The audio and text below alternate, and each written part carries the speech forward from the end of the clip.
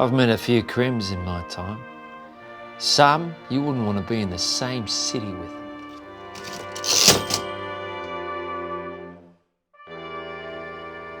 Others? Well, they're just lovable rogues, trying to get by, making the best out of the little they've been given. Take Ettie Benn here. Life had given her just 2 talents. She could run like a hare and break an enter with the best of them.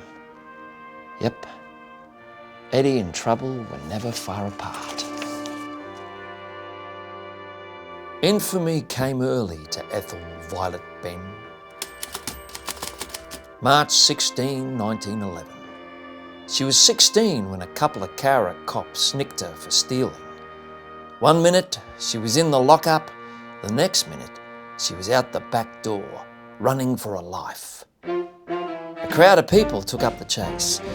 Not much to do in Cowra back then, I guess, but they had no hope.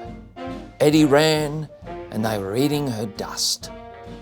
They caught her next morning a couple of towns away, but from that day, Ettie Benn never stopped running. I first met her in 1921.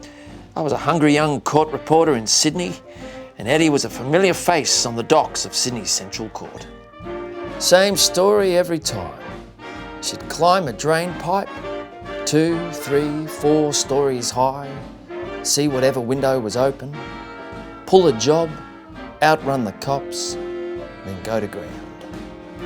Sooner or later though, that itch needed scratching again. She'd turn up in one of her old haunts, Plod would pick her up, and she'd be back in front of the beak, more often than not with kids in tow. Ettie had 6 little attackers that we knew of, and a better defence team I've never seen. Come sentencing time, they'd wail and moan, hoping the judge would take pity on their poor, downtrodden mum. Court rounds could be pretty tedious, but when Ettie and her kids were putting on a show, well, you could have sold tickets.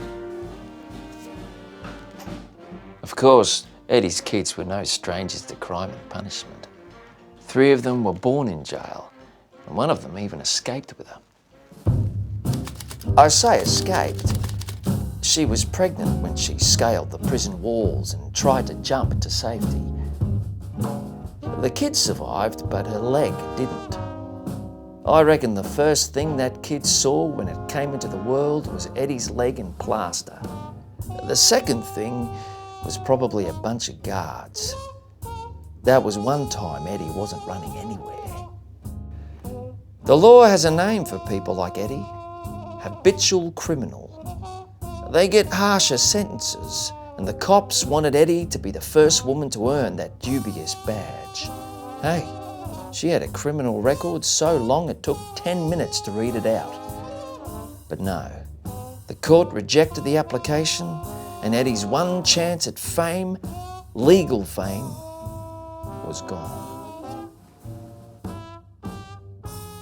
Oh, the glamour of the mask and jemmies increased 100-fold when it is a woman who uses them.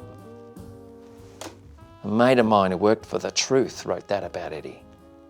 Sure, it sells newspapers, but the truth is, there was nothing glamorous about Eddie's life. Another time, another place, she could have been a star athlete or a famous daredevil or a diva on the silver screen.